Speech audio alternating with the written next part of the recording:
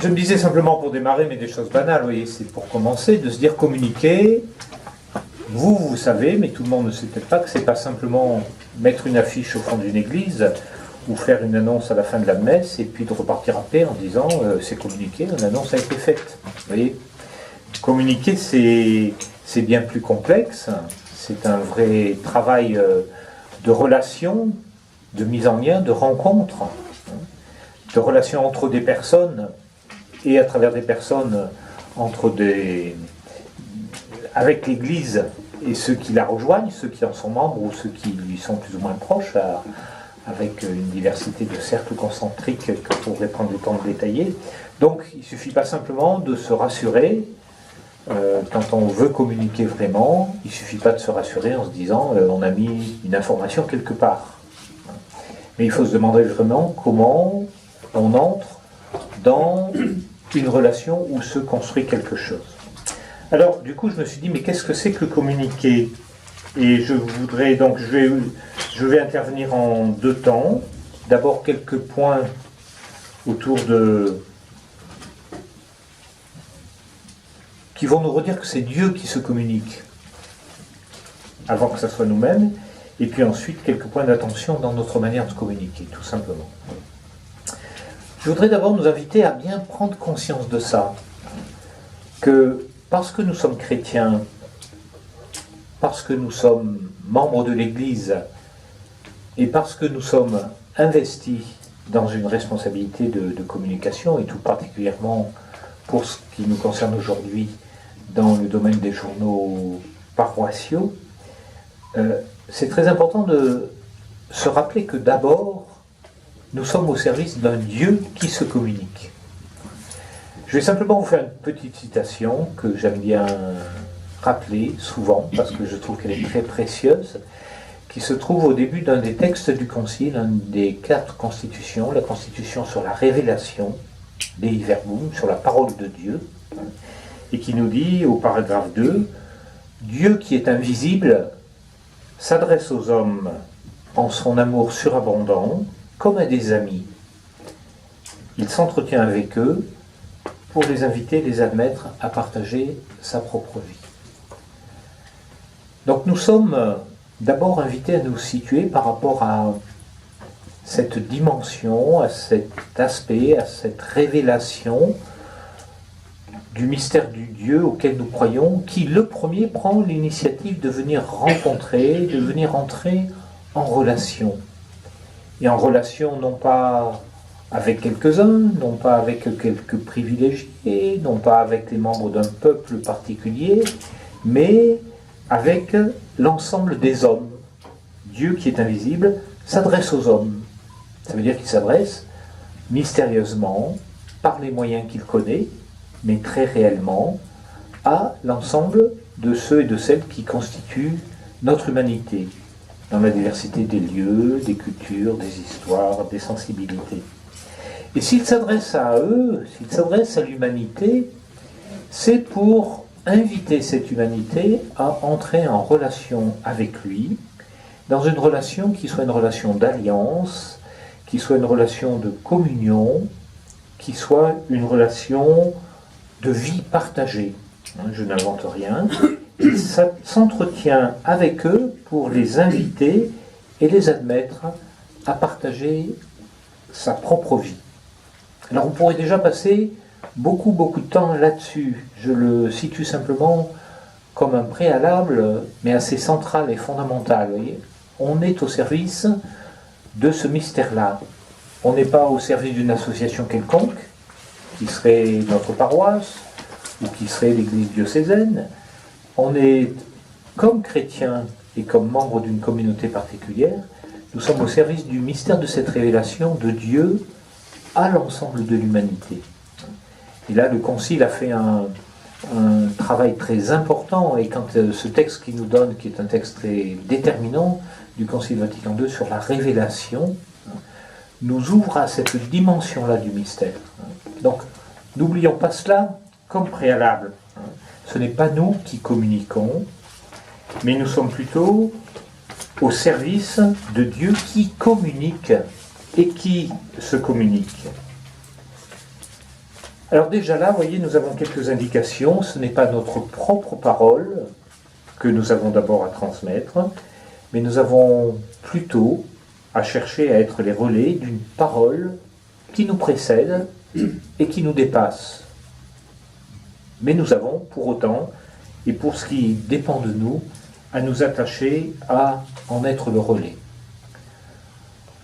Un autre point, qui est aussi une référence au Concile quand il parle de l'Église, vous savez qu'au début d'un autre texte très important, qui est la Constitution sur l'Église, Lumen Gentium, le Concile nous dit que l'Église est dans le Christ en quelque sorte comme un sacrement, c'est-à-dire à la fois le signe et le moyen de l'union avec Dieu, de l'union intime avec Dieu et de l'unité du genre humain.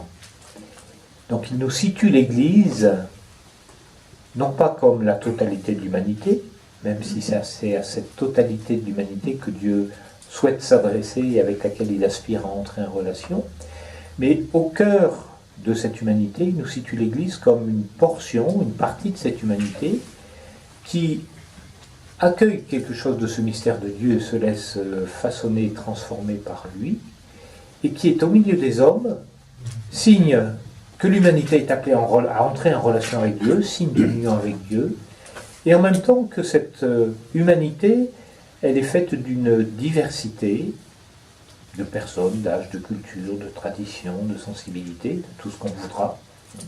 Elle est faite d'une diversité qui a à se rencontrer et à trouver les chemins de la communion et les chemins de l'unité. L'Église est en quelque sorte dans le Christ comme le sacrement, le signe et le moyen de l'union intime avec Dieu et de l'unité de tout le genre humain. Je vais trop vite, ça mériterait mais je nous pose ça un peu comme des balises très déterminantes au départ.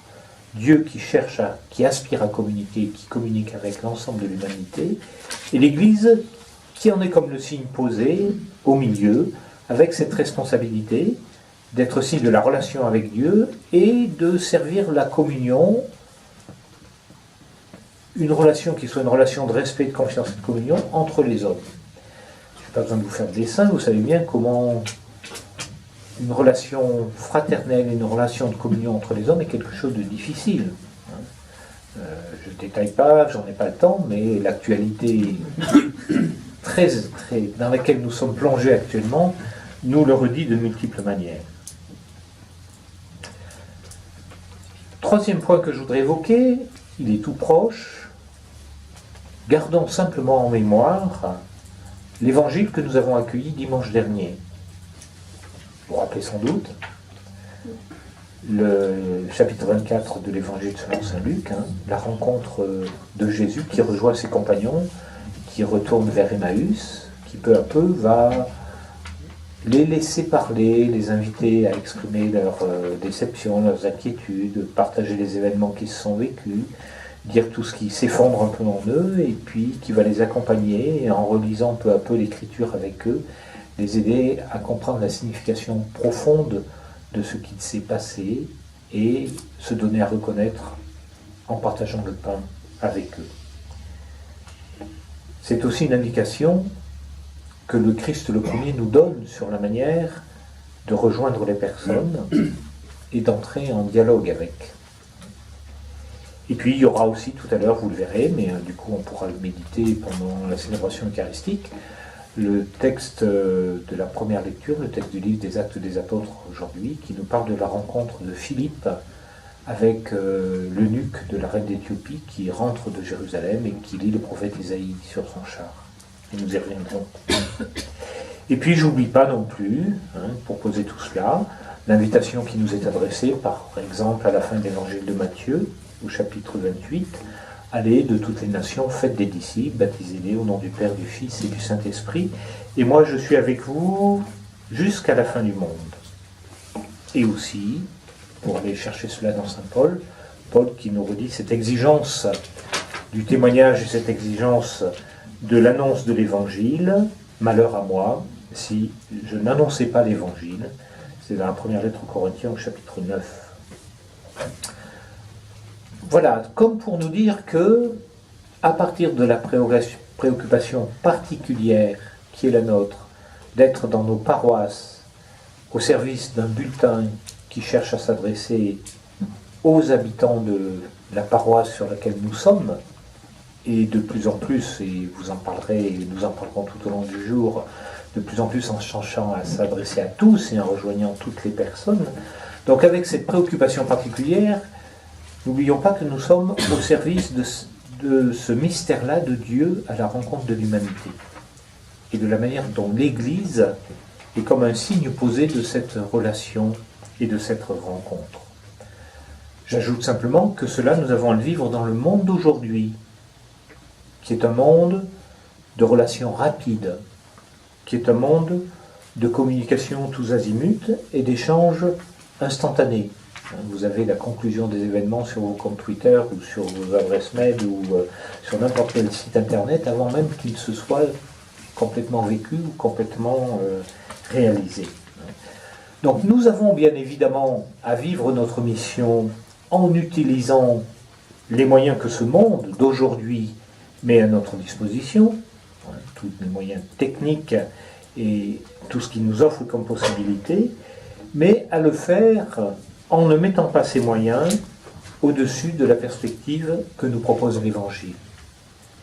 On n'a pas simplement à être des communicants performants et opérationnels comme beaucoup le sont aujourd'hui.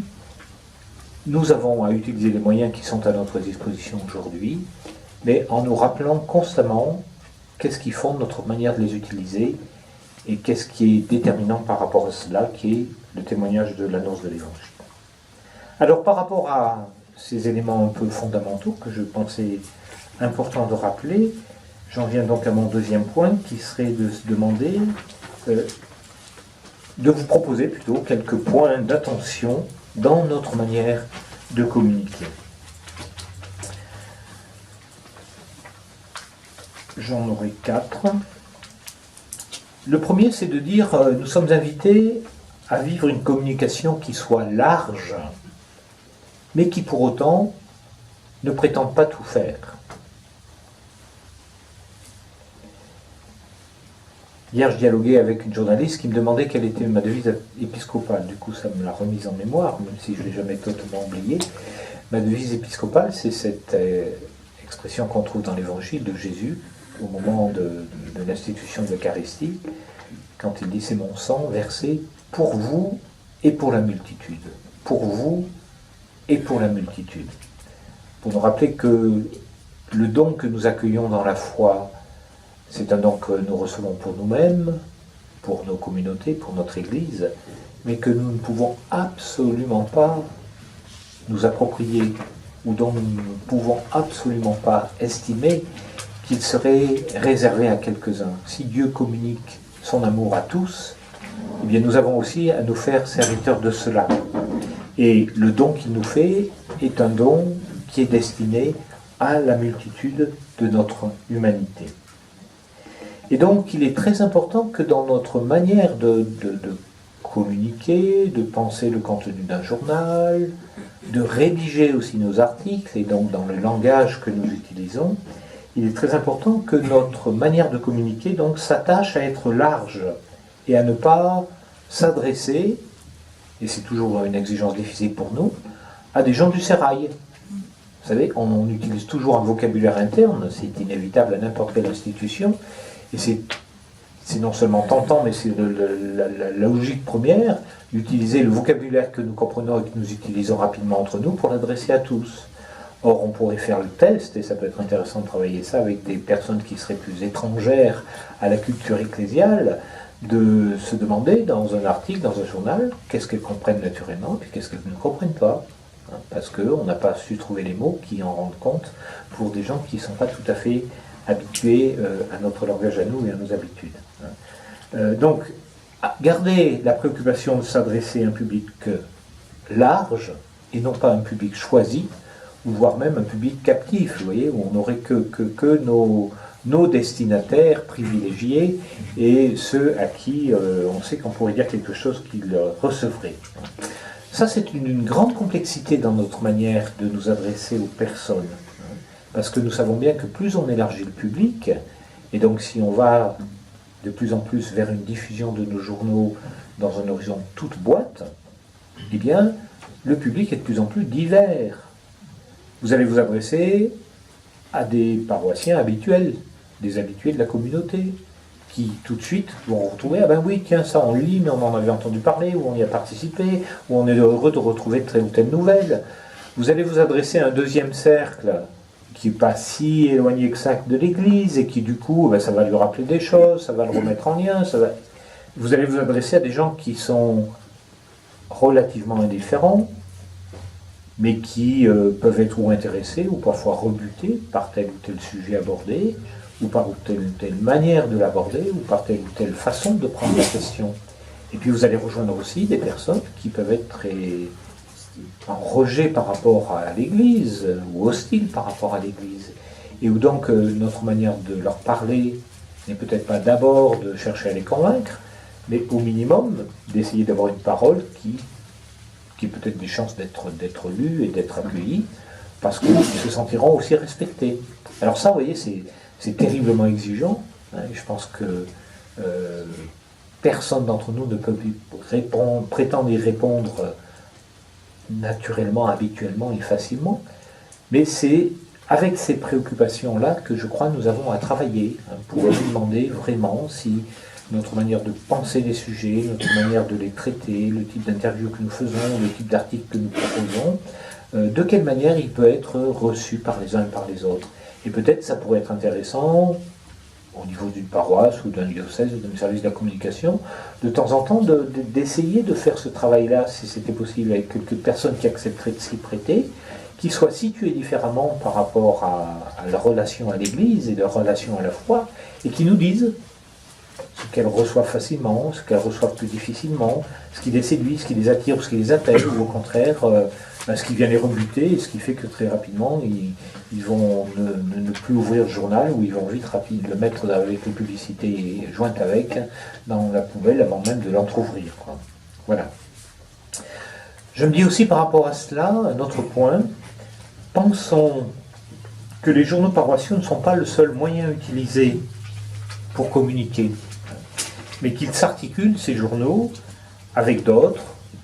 Dans le diocèse, chez nous par exemple, c'est la revue diocésaine, Église en Rouergue, c'est aussi le site diocésain, c'est aussi plus largement la communication du diocèse, hein, qui peut s'exprimer de différentes manières, et puis je me dis aussi, c'est aussi la communication de l'Église de France, hein. L'Église de France qui passe par le quotidien La Croix est quand même un journal qui, pour un certain nombre de chrétiens, je ne sais pas quel faut regarder, mais qui est quand même un lieu qui communique sur les événements de la vie de l'Église et qui donne aussi un point de vue ou accompagne. On peut être d'accord ou pas avec ce qu'il nous propose, mais on a là un élément de référence et un élément national.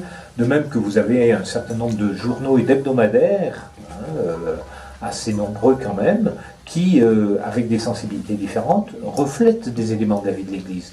Donc, c'est simplement, mais je vous redis là quelque chose que vous savez très bien, il ne s'agit pas que dans notre petit journal paroissial, qui va paraître tous les 3 mois, on prétend tout dire et tout traiter de belle manière, mais il nous faut plutôt nous demander quelle parole originale et quelle posture originale nous pouvons trouver par rapport à un univers de la communication ecclésiale qui est déjà en lui-même très important et très diversifié. Donc ça veut dire qu'il y a une pointe particulière, hein, qui est la vôtre, hein, qui est sûrement la proximité, et qui est aussi un langage ou une parole particulière qui doit être plutôt, à cause de cette proximité, une parole de relation qui cherche à s'instaurer d'une manière bienveillante et d'une manière qui permet d'ouvrir un dialogue avec les uns et les autres. Donc ça, c'était un peu mon premier point autour d'une communication qui soit large. Le deuxième, c'est justement essayer d'avoir une communication qui rejoigne et qui entre en relation et en dialogue. Ça veut dire quoi? Ça veut dire d'abord, ne cherchons pas quelque chose qui serait à sens unique, même si le retour est parfois peut-être pour nous difficile à avoir, mais quelque chose qui serait à sens unique et qui chercherait à déverser une multitude d'informations ou de certitude, ou d'assurance, au risque, vous voyez, d'être plaqué et de ne pas créer quelque chose d'un lien. Mais cherchant plutôt à vivre à avoir une communication qui ouvre ou qui serve une conversation qui puisse s'instaurer peu à peu. Conversation entre guillemets. Mais en même temps qui est loin d'être impossible cette conversation, puisque vous connaissez de multiples personnes qui vont recevoir votre journal et qui peuvent vous dire si elles l'ont découvert, si elles l'ont ouvert, si elles l'ont lu, si elles l'ont apprécié, ou etc., etc. Donc quelques points d'attention par rapport à ça. Le premier, ça serait de dire, essayons d'avoir une communication où nous manifestons notre préoccupation d'accueillir et de prendre au sérieux la vie des hommes et des femmes qui habitent notre territoire, voire même plus largement, si nous traitons de telle ou telle question qui peut concerner notre pays ou un aspect de la société sur lequel nous souhaiterions revenir. Mais manifester que nous ne sommes pas là systématiquement pour communiquer notre message, mais que nous sommes là aussi pour signifier que la vie des hommes et des femmes nous intéresse et que un petit focus sur un événement qui s'est vécu sur le territoire, l'interview de telle ou telle personne qui vit un aspect professionnel ou qui vit un engagement dans tel ou tel domaine, qu'il soit associatif ou autre, peut être quelque chose de tout à fait important. Et je trouve que c'est aussi une manière de montrer comment cela peut être traité autrement que par la presse quotidienne, par exemple. Interviewer quelqu'un qui est connu, mais l'interviewer plus sur l'aspect, sur la manière personnelle dont il vit les choses, par exemple, va donner une autre tonalité que la même personnalité qui sera interviewée dans la presse locale et qui, à ce moment-là, fera avancer le domaine dans lequel elle est engagée de manière plus particulière. Donc manifester notre préoccupation d'accueillir ou de prendre au sérieux la vie des hommes et des femmes d'aujourd'hui. Et ça pourrait être intéressant dans le travail que vous faites ensemble, hein, peut-être dans les ateliers de ce soir ça peut se faire, vous voyez, c'est de feuilleter nos journaux, et puis de se dire, tiens, en feuilletant nos journaux, qu'est-ce qu'on pourrait découvrir, si nous ne les connaissons pas, de la réalité de la vie des hommes et des femmes de votre paroisse, du territoire de votre paroisse. Le deuxième point, ça serait d'essayer d'avoir une communication où nous voulons signifier notre présence et notre attention aux espoirs des hommes et des femmes de notre temps. Ça, c'est aussi le début d'un des textes importants du Concile Vatican II, Gaudium et Spes, qui nous dit les espoirs et les souffrances, les attentes, les joies des hommes et des femmes de notre temps sont aussi les espoirs, les souffrances, les joies et les attentes de l'Église. Parce que tout ce qui est humain ne lui est pas étranger. Eh bien, nous avons une vraie responsabilité à manifester cela, à signifier que par notre présence, nous sommes attentifs à ce qui marque la vie des hommes, à leurs espoirs, à leurs attentes, à leurs souffrances, pour les prendre en compte et ne pas passer à côté, et pour témoigner la manière dont les chrétiens participent aussi à ces événements-là, vivent ces situations-là, et témoignent au sein de ces événements-là de la foi qui les habite, de leur confiance et de leur espérance. Nous sommes tous marqués par des événements qui concernent une population. Alors c'est parfois un événement local, c'est parfois un événement départemental ou plus large. Vous voyez, je pense par exemple à tout ce qui... Nous sommes beaucoup ici à être dans des territoires très ruraux et où les questions qui se posent à l'agriculture sont des questions que nous croisons constamment, parce que nous connaissons, il y a parmi les chrétiens de nombreux agriculteurs, et nous connaissons aussi plus largement des hommes et des femmes qui sont travaillés par ces questions-là. Mais c'est sans doute très important que nous soyons capables parfois d'évoquer ces situations-là, de souligner la façon dont les personnes les vivent, ou les difficultés qu'elles rencontrent, ou l'engagement qu'elles vivent à l'intérieur de ces situations-là, et à partir de là aussi peut-être de refléter la manière dont l'Église y est présente, ou soutient, ou accompagne, ou s'y engage, ou prend sa place, par des chrétiens, par des paroles, etc. etc. Un troisième point dans ce sens-là, c'est aussi avoir une communication où nous voulons exprimer notre manière de servir les personnes dans leurs attentes et dans leurs besoins. La présence de l'Église, elle ne se joue pas simplement dans des paroles, dans des discours, dans des affirmations ou dans des déclarations. La présence de l'Église et des chrétiens, elle se manifeste souvent dans une proximité, affichée ou pas, mais qui dit souvent cette préoccupation que nous avons, au nom du Christ, d'être proche de ceux et celles qui, auprès de nous, sont marqués par des blessures, par des souffrances, par des difficultés. Et cela peut être aussi important. Les chrétiens ne sont pas toujours ceux qui ont à donner la leçon, mais les chrétiens sont d'abord ceux qui cherchent à être avec, et dans une manière d'être avec, de révéler la proximité du Christ. Alors ça passera parfois par des mots qui vont témoigner de cela, mais je crois que peut-être d'abord, et de manière très déterminante, ça passe aussi par une façon d'être proche et de vivre une relation qui va signifier quelque chose.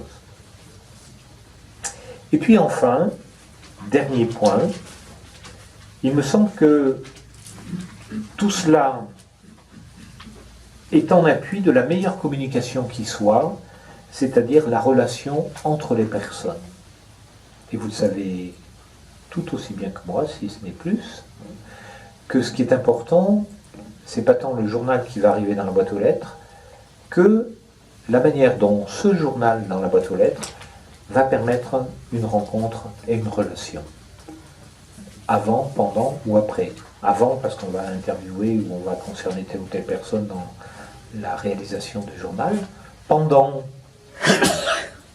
parce que parfois, je sais qu'il y a un certain lieu où la distribution des journaux va être faite par une équipe de chrétiens, qui cherche à la mettre dans toutes les boîtes aux lettres. D'un village, deux villages, ou d'un quartier d'une ville. Parce que c'est très important aussi de se dire, pas simplement on a terminé notre journal et on passe au suivant, mais de se demander aussi, est-ce que nous avons des réactions, et de quel ordre, et qu'est-ce qu'on en perçoit, et qu'est-ce que nous avons à en recevoir, ou si nous n'en avons pas spontanément, est-ce que nous pouvons aller en chercher, oui. Donc, se demander de cette manière-là, comment le journal qui est le nôtre, et que nous allons peu à peu, qui va devenir de plus en plus sans doute au moins un élément repère pour un certain nombre d'habitants de notre paroisse, eh bien comment ce journal peut être un outil d'une relation interpersonnelle profonde. Et si cette relation interpersonnelle se déploie, eh bien à ce moment-là, ça nous aidera aussi peu à peu à ajuster, à préciser, à transformer peut-être notre manière de communiquer et de nous adresser aux personnes. Voilà, je conclus parce que j'ai dû arriver à 25 minutes. Pour souligner simplement que cette communication me semble être de l'ordre du service d'une présence de proximité. Une présence de proximité. Parce que l'Église, ce n'est pas une institution lointaine. L'Église, elle vit là où nous sommes, elle vit là où des hommes et des femmes sont présents, et elle s'attache à dire qui elle est et ce qu'elle veut vivre à travers ce dont elle parle et ce à quoi elle est attentive, à travers la manière dont elle vit et dont elle sert la vie des personnes, à travers aussi sa manière de rejoindre, de partager et de parler avec. Donc, et je vous en remercie particulièrement parce que je crois que c'est un service très précieux que vous apportez à notre témoignage et notre vie ecclésiale. Donc par l'engagement que vous vivez pour faire exister les journaux paroissiaux dans vos paroisses, vous vous attachez à être de ceux qui mettent en œuvre un peu ce qu'on entend ce qu'on découvrait dans la lecture de l'évangile de dimanche dernier. Comme ils parlaient et comme ils discutaient ensemble, Jésus lui-même les rejoignit et il fit route avec eux. Et merci si par notre engagement, nous servons quelque chose de la proximité du Christ au chemin que parcourent les hommes et les femmes de notre terre aujourd'hui. Merci. Merci.